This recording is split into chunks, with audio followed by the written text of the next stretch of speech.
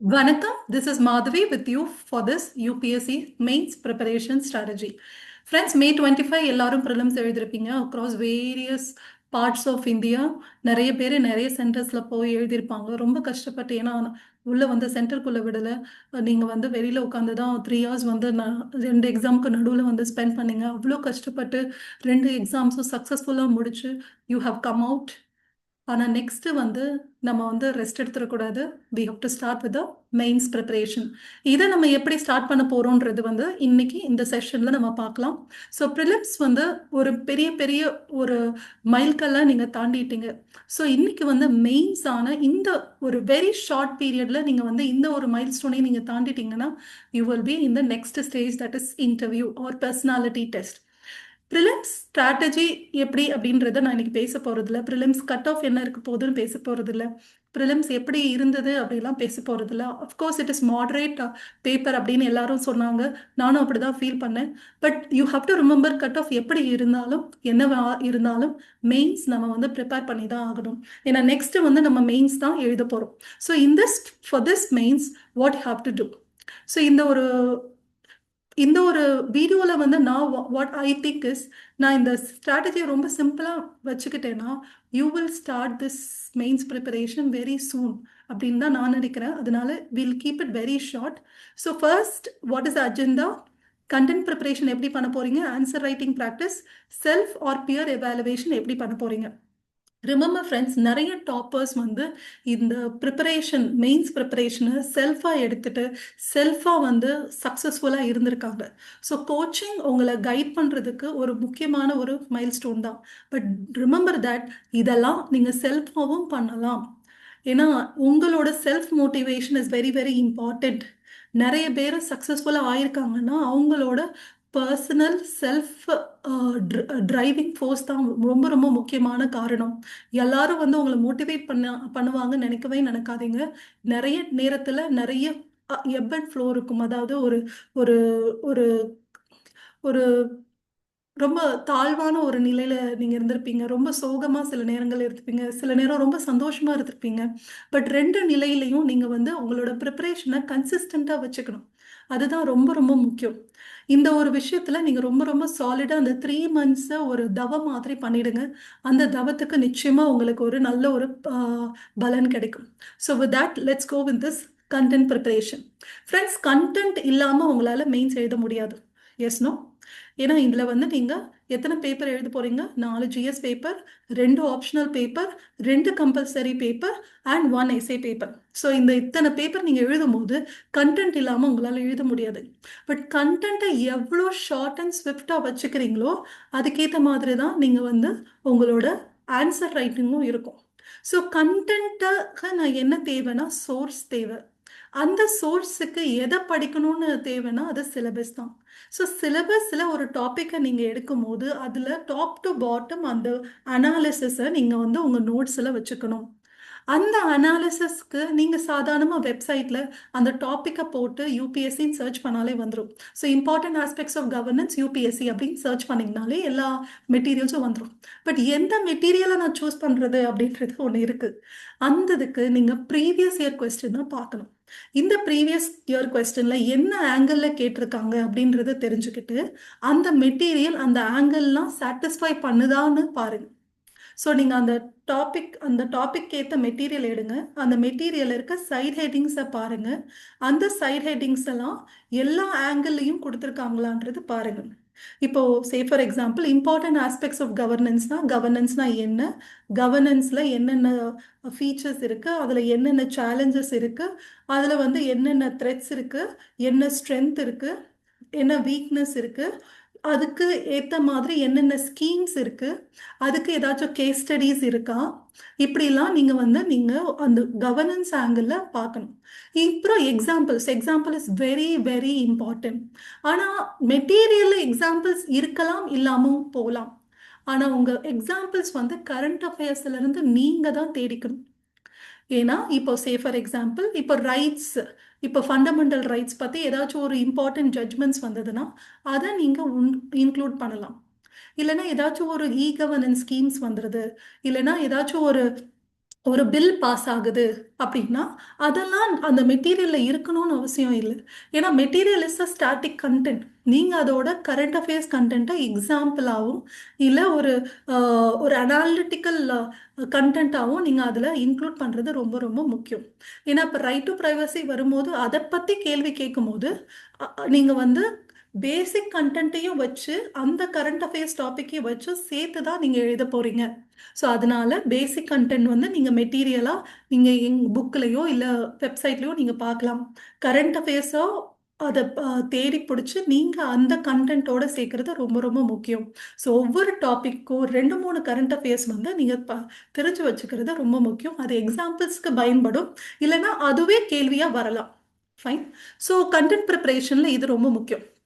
But remember friends, governance மட்டும்தான் ப்ரிலிம்ஸில் இல்லாத சில டாபிக்ஸ். மிச்ச டாபிக்ஸ்லாம் ஆல்மோஸ்ட் ப்ரிலிம்ஸில் இருக்கு. ஸோ ப்ரிலிம்ஸில் இருக்கிற கண்டென்ட்டை வச்சு நீங்கள் எக்ஸ்பேண்ட் பண்ணுங்க. That's very important.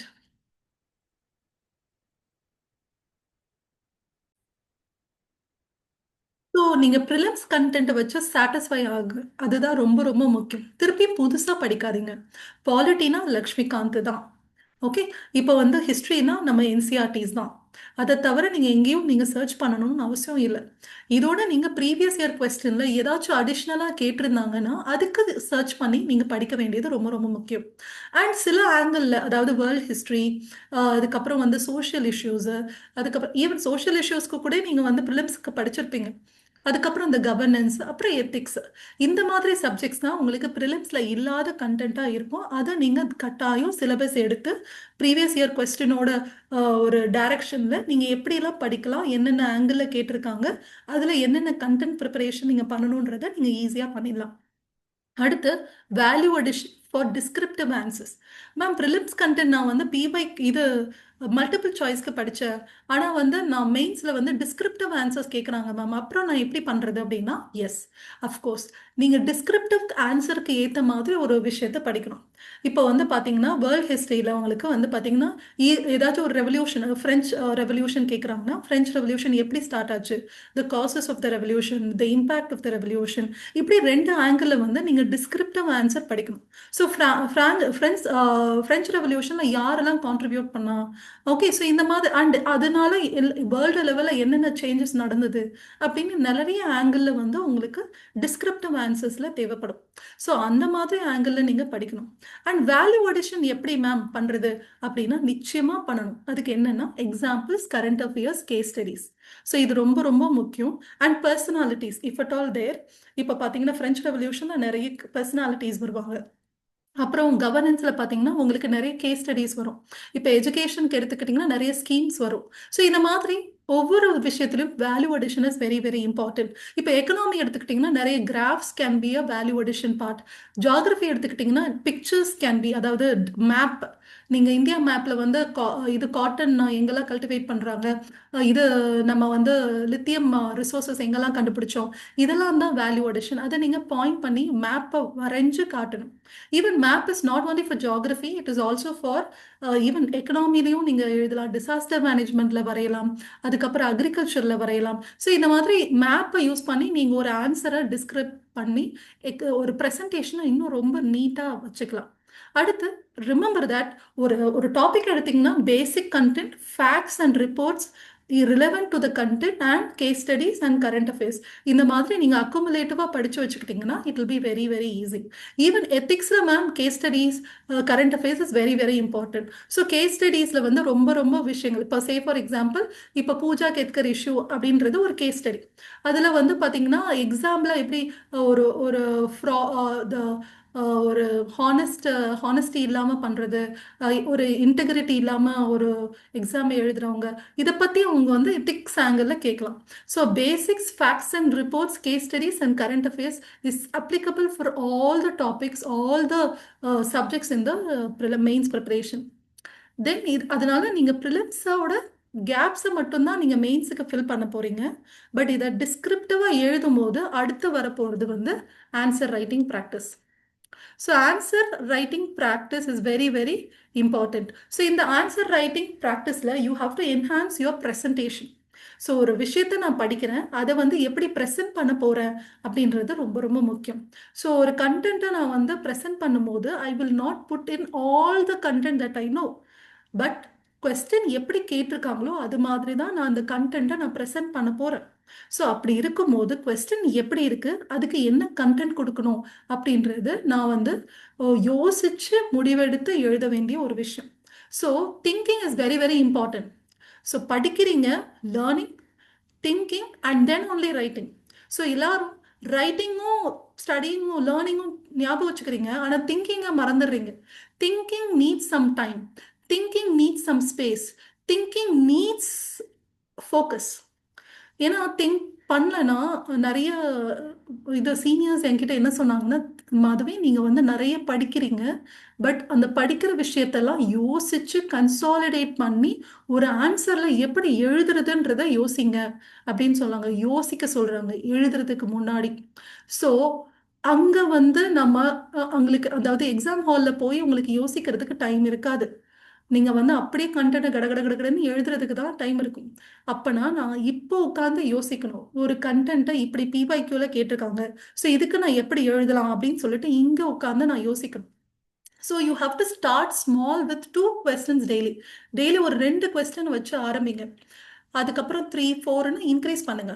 And 2 questions not only for GS, it is for optional also. So ஆப்ஷனலுக்கும் 2 questions, 2 questions ஃபார் ஜிஎஸ். அது வந்து பேசிக்காக I will recommend you to start with PYQ itself, not from any other coaching centers, but start with the PYQ it self. And அதாவது current அஃபேர்ஸில் இல்லாத ரொம்ப பேசிக்கான PYQ கொஸ்டின்லேருந்து நீங்கள் எழுத ட்ரை பண்ணுங்க. அடுத்து டைம் மேனேஜ்மெண்ட் இஸ் குரூஷியல். நான் இங்கே 2 விஷயம் சொன்னேன், அதாவது திங்கிங்க்கும் டைம் வேணும், எழுதுறதுக்கும் ஒரு டைமிங் வேணும், ப்ரெசென்ட் பண்ணுறதுக்கும் டைமிங் வேணும். ஸோ இந்த timing is very very important. அந்த டைமை வந்து நீங்கள் மேனேஜ் பண்ணுறது it comes by practice. And presentation also comes by practice. So presentation நான் இப்போ சொன்ன மாதிரி பிக்சர்ஸ் வரைகிறது, கிராஃப்ஸ் போடுறது, சைட் ஹெட்டிங்ஸ் போடுறது, 150 வேர்ட்ஸில் ஒரு கண்டென்ட்டை ஒரு 5 பாயிண்ட்ஸாக எழுதுறது. அதாவது ஒரு கொஸ்டின்ல எத்தனை பார்ட்ஸ் இருக்கு, அத்தனை பார்ட்ஸுக்கும் 5 பாயிண்ட்ஸாக கொடுக்கறது. 10 மார்க்கர்னா 10 பாயிண்ட்ஸ், 15 மார்க்கர்னா 15 பாயிண்ட்ஸ் அப்படின்னு சொல்லிட்டு ஒரு சின்ன ஒரு பெஞ்ச் மார்க் கிரியேட் பண்ணிட்டு நீங்க எழுதலாம். அதுக்கப்புறம் பார்த்தீங்கன்னா புல்லட்டின்ஸ் எழுதுறீங்களா, பேராகிராஃப்ல எழுதுறீங்களான்றது உங்களை பொறுத்து. ஆனால் வந்து என்னை பொறுத்த வரைக்கும் கொஸ்டினுக்கு ஏற்ற மாதிரி நீங்க மாத்திக்கோங்க. ஒரு கொஸ்டின் வந்து பேராகிராஃப்ல தான் எழுத முடியும்னா எழுதுங்க. ஒரு கொஸ்டின் புல்லட்டின்ல எழுதுனா நல்லா இருக்கும்னு நினைக்கிறீங்கன்னா புல்லட்டின்ல எழுதுங்க. ஈவன் ஃப்ளோ சார்ட்ஸ் கூட நீங்க வரையலாம். இந்த மாதிரி ஒரு கொஸ்டின்ல எல்லா ஆஸ்பெக்ட் ஆஃப் ப்ரெசன்டேஷனும் ட்ரை பண்ணி எக்ஸிக்யூட் பண்ணி ட்ரையல் அண்ட் எரர் மெத்தட்ல நீங்க ட்ரை பண்ணுங்க. அந்த டைமை வந்து எப்படி நீங்க ஷார்ட் பண்ண போறீங்கன்றது ரொம்ப ரொம்ப முக்கியம். இப்போ ஒரு கொஸ்டினுக்கு 5 பாயிண்ட் தெரியுது அப்படின்னா 5 பாயிண்ட் நீங்க எழுதுருவீங்க. ஆனா 7 பாயிண்ட் தெரியும் போது 5 பாயிண்ட் மட்டும் தான் எழுத போறீங்க. ஆனா அது எந்த 5 பாயிண்ட்ன்றதை நீங்க யோசிக்கணும். அண்ட் இப்போ 3 பாயிண்ட் தான் எனக்கு தெரியுது மேம் அப்படின்னு சொன்னீங்கன்னா அந்த 3 பாயிண்ட் 5 பாயிண்ட்டை எப்படி ஸ்பிளிட் பண்றதுன்றதை நீங்க யோசிக்கணும். ஸோ ரொம்ப நல்ல தெரிஞ்ச பாயிண்ட்டை, ரொம்ப முக்கியமான பாயிண்ட்டை முன்னாடி போட்டுட்டு ரொம்ப சாதாரண பாயிண்ட்டை வந்து நீங்க கீழே எழுதணும். ஆனா தயவு செய்து ரொம்ப மேனேஜ் பண்றேன்ற மாதிரி 5 பாயிண்ட் 6 பாயிண்ட் எழுதுறேன்னு சொல்லிட்டு ரொம்ப இது சைல்டிஷா வந்து தேவையில்லாத பாயிண்ட் எழுதாதீங்க. Always the question, the answer should be very very relevant to the question. So examples போடுறது ரொம்ப ரொம்ப முக்கியம். ஸோ அதை நான் பேசிட்டேன். அடுத்து இன்ட்ரோடக்ஷன் அண்ட் கன்க்ளூஷனை ரெடிமேடாக வச்சுக்கோங்க. எல்லா கொஸ்டினுக்கும் நீங்கள் வந்து டாப்பிக்கை ஞாபகம் வச்சுக்கோங்க. அதாவது இந்த கொஸ்டின் இந்த சிலபஸ்லேருந்து இந்த டாப்பிக்லேருந்து கேட்குறாங்க அப்படின்னா இந்த இன்ட்ரோடக்ஷன் போட்டால் கரெக்டாக இருக்கும் அப்படின்ற ஒரு ரெடிமேடான இன்ட்ரோடக்ஷன் அண்ட் கன்க்ளூஷன் நீங்கள் வச்சுக்கலாம். இல்லை இந்த கொஸ்டின் வந்து இந்த கரண்ட் அஃபேர்ஸ்னால கேட்குறாங்க, அந்த கரண்ட் அஃபேர்ஸ் இந்த விஷயத்துக்காக நடந்தது அப்படின்னு அந்த கான்டெக்ஸ்ட்டை நீங்கள் சொல்லலாம். இல்லை இந்த கொஸ்டினை வந்து இதை பற்றி கேட்குறாங்க, இதுக்கான ஃபேக்ட். இப்போ சே ஃபார் எக்ஸாம்பிள் உமனோட சூசைட் ரேட் வந்து அதிகமாகிடுச்சு அப்படின்னா உமன் சூசைட் ரேட் எவ்வளோ இருக்கு என்சிஆர்பி ரிப்போர்ட்டில் சொல்லியிருக்காங்கன்னா அதை நீங்கள் இன்ட்ரோடக்ஷனாக கொடுக்கலாம். So introduction can be a definition, introduction can be a fact R from the current affairs, introduction can be a simply a context that is current affairs are you can say anything. Okay, so இந்த மாதிரி ஒரு கான்டெக்ஸ்ட்டை நீங்கள் சொல்கிறது தான் introduction. வே forward சொல்கிறது conclusion. எல்லாத்துக்கும் வே forward சொல்லணும்னு அவசியம் இல்லை, it depends on the question. Okay, and then body is very very important. எவ்வளோ கொஸ்டின்ல எத்தனை பார்ட்ஸ் கேட்டிருக்காங்கன்றதை ஞாபகம் வச்சுக்கோங்க. இப்போ ஒரு கொஸ்டின்ல என்னென்ன பிரச்சனை இருக்கு, என்னென்ன மெஷர்ஸ் எடுத்திருக்காங்க அப்படின்னு கேட்டேன்னா challenges and measures 5 points 5 points each. So இப்படி கொடுத்து நீங்கள் வந்து சைட் ஹெட்டிங் போட்டு நீங்கள் அழகாக எழுதணும். So body is very very important. பாடிக்கு சைட் ஹெட்டிங்ஸ் இருக்கணும். Bulletins and paragraphs is very important. Underline the important keywords. Keywords is very very important. So ஒரு கீவேர்ட்ஸ் வந்து ரொம்ப ரொம்ப முக்கியம். இப்போ சோஷியல் இஷ்யூஸ் எடுத்துக்கிட்டிங்கன்னா, உமன் ப்ராப்ளம்ஸ் எடுத்திங்கன்னா கிளாஸ் சீலிங், கிளாஸ் கிளிஃபிங், இப்படி நிறைய கீவேர்ட்ஸ் இருக்குது. இப்போ இது ஒரு சூப்பர் கம்ப்யூட்டர்ஸ் எடுத்துக்கிட்டிங்கன்னா எஃபிஷியன்சி, லேட்டன்சி அப்படின்னு இருக்கு. இப்போ ஆர்டிஃபிஷியல் இன்டெலிஜென்ஸ் எடுத்துக்கிட்டிங்கன்னா டிரான்ஸ்பரன்சி, அதுக்கப்புறம் ப்ரைவசி, இப்படின்ற நிறைய கீவேர்ட்ஸ் இருக்கு. ஸோ இந்த மாதிரி ஒவ்வொரு கொஸ்டின் எடுத்துக்கிட்டிங்கன்னா அதுக்கேற்ற மாதிரி கீவேர்ட்ஸ் இருக்கு. அதை கட்டாயம் எழுதியிருக்கணும். ஸோ அது that makes your answers very short. And ஒரு எக்ஸாமினர் பார்த்தோன்னே ஓகே இந்த பொண்ணுக்கு தெரியுது, இந்த பையனுக்கு தெரியுது அப்படின்னு சொல்லிட்டு டிக் பண்ணிட்டு ஈஸியாக மார்க் கொடுத்துட்டு போயிட்டே இருப்பாங்க. ஸோ அந்த இம்ப்ரெஷனை நீங்கள் கிரியேட் பண்ணிடுங்க. அதுக்கு கீவேர்ட்ஸ் வந்து ரொம்ப ரொம்ப முக்கியம். So this is what is about answer writing practice. Essay answer writing ப்ராக்டிஸ்க்கும் ஜிஎஸ்க்கும் பெரிய வித்தியாசம் ஒன்றும் இல்லை. எஸ்ஏல வந்து ஒரு 4000 வேர்ட்ஸுக்கு ஒரே டாபிக்ல எழுதுறீங்க. இதுல ஒரு 100 வேர்ட்ஸ் வேற வேற டாபிக் எழுதுறீங்க. எஸ்ஏக்கு எஸ் அஃப்கோர்ஸ் கொஞ்சம் டிஃப்ரென்ஸ் இருக்கு. But I will give you that strategy in a different session. But remember that எல்லாத்துக்கும் ஒரே ப்ரிப்பரேஷன் தான். எஸ்ஏ நம்ம எப்படி பெட்டராக ஆக்கலாம் நான் இன்னொரு கிளாஸில் சொல்கிறேன். பட் நீங்கள் இப்போதைக்கு பார்க்க வேண்டியது ஜிஎஸ். ஏன்னா நிறைய பேர் வந்து ஆப்ஷனலை மட்டுமே வச்சு உள்ளே போயிடலாம் நினைக்கிறீங்க. But GS is very very important. உங்களுக்கு அந்த டாப் 100 ரேங்க்ஸ், அந்த ரேங்க்ஸ் வந்து ரொம்ப ரொம்ப முக்கியம். அண்ட் ஈவன் நீங்கள் ஜிஎஸ்ஸையும் நல்லா பண்ணால் மட்டும்தான் நீங்கள் நல்ல ஒரு ரேங்க்ல வந்து உள்ளே போக முடியும். அதனால நீங்கள் வந்து ஜிஎஸ்ஸுக்கும் ஆப்ஷனலுக்கும் ஈக்குவல் இம்பார்ட்டன்ஸ் கொடுத்தே ஆகணும். That is very very important. ஆப்ஷனலை பற்றி நீங்கள் நிச்சயமாக ஒரு நல்ல ஒரு பிவைக்யூ ப்ராக்டிஸ் பண்ணி நீங்கள் வந்து அதுக்கான கண்டென்ட்டையும் பண்ணுறது ரொம்ப ரொம்ப முக்கியம். அதுவும் இதே மாதிரி தான் answer writing practice, content preparation, notes preparation, and PYQ is very very important. So then the self or peer evaluation, again remember that evaluation is very very important key. So உங்களோட presentation again enhance பண்றது இதுதான். Relevance is very very important. So ஒரு கொஸ்டினுக்கு கரெக்டாக answer பண்ணுறீங்களான்றது ரொம்ப important. Number of points வந்து அதுக்கேற்ற மாதிரி கொஸ்டினோட மார்க்குக்கு ஏற்ற மாதிரி எழுதுங்க. எவ்வளோ வேர்ட்ஸ் எழுதுறீங்களோ அப்போ தான் ஈஸியாக நீங்கள் வந்து பேப்பரை கம்ப்ளீட் பண்ண முடியும். ஸோ நம்பர் ஆஃப் வேர்ட்ஸை ஸ்ட்ரிக்டாக ஃபாலோ பண்ணுங்கள். இல்லைன்னா தேவையில்லாமல் உங்களுக்கு மிச்ச கொஸ்டின்ஸ் தெரிஞ்ச கொஸ்டினோ கடைசியில் இருந்தாலும் உங்களால் எழுத முடியாது. So time management is very important. Space management is very important. Content management is very very important. So these three மூணையுமே நீங்க பண்ணணும். அடுத்து ஸ்ட்ரக்சர் அண்ட் எக்ஸ்பிரஷன் கரெக்டாக இருக்கான்றது பாருங்க. அண்ட் டாப்பர்ஸோட பேப்பரை பார்த்து ஓகே இந்த டாப்பர்ஸ் இப்படி எழுதியிருக்காங்க அதனால அவங்களுக்கு நல்ல மார்க் வருது, அப்படின்னா நம்மளோட ஸ்ட்ராட்டஜி இது மாதிரி இருந்ததுன்னா நல்லா இருக்கும் அப்படின்னு சொல்லிட்டு உங்களுக்கு ஏற்ற மாதிரி சில ஸ்ட்ராட்டஜியை நீங்கள் ஃப்ரேம் பண்ணிக்கோங்க. அப்படியே டாப்பர்ஸோட ஸ்ட்ராட்டஜி நீங்கள் ஃபாலோ பண்ணணும்னு அவசியம் இல்லை. உங்களுக்குன்னு ஒரு ஸ்ட்ரென்த் அண்ட் வீக்னஸ் இருக்கும், உங்களுக்குன்னு ஒரு ஐடென்டிட்டி இருக்கும், உங்களுக்குன்னு ஒரு டேலண்ட் இருக்கும். அதை வச்சு நீங்கள் மேலே வர பாருங்க. டாப்பர்ஸோட ஸ்ட்ராட்டஜி அப்படியே ஃபாலோ பண்ணணும்னு இல்லை. பட் டாப்பர்ஸோட ப்ரெசன்டேஷன் வந்து இதுதான் எதிர்பார்க்குறாங்க யூபிஎஸ்சிலன்ற ஒரு ஐடியா நம்மளுக்கு கொடுக்கும். ஸோ அதுக்கு வந்து நம்மளுக்கு டாப்பர்ஸோட ஆன்சர் காப்பி வந்து ரொம்ப ரொம்ப யூஸ்ஃபுல்லாக இருக்கும். நெட்டில் அவைலபிள். ஸோ பாருங்கள். அடுத்து you can use AI tools also no. So evaluation ரொம்ப ரொம்ப ஈஸியாகிடுச்சு. ஏஐ டூல்ஸ் வச்சு நீங்கள் உங்களோட ஆன்சரை வந்து அப்படியே கொடுத்தீங்கன்னா அதுவே எவாலுவேட் பண்ணும். இல்லை நீங்கள் அந்த கொஸ்டின் அவன்கிட்ட கேட்டு என்னப்பா சொல்லுப்பா அப்படின்னு சொன்னேன்னா அது ஆன்சர் சொல்லும். உங்களோட ஆன்சரை அதை வச்சு நீங்கள் கிராஸ் செக் பண்ணிக்கலாம். ஸோ ரொம்ப சிம்பிள் தான். பட் இருந்தாலும் ப்ரெசன்டேஷனை வந்து அது நிச்சயமாக சொல்லாது. ஸோ அந்த ப்ரெசன்டேஷனை எப்படி பண்ண போறீங்கன்றது உங்களோட ஐடென்டிட்டி, உங்களோட டேலண்ட்ல தான் இருக்குது.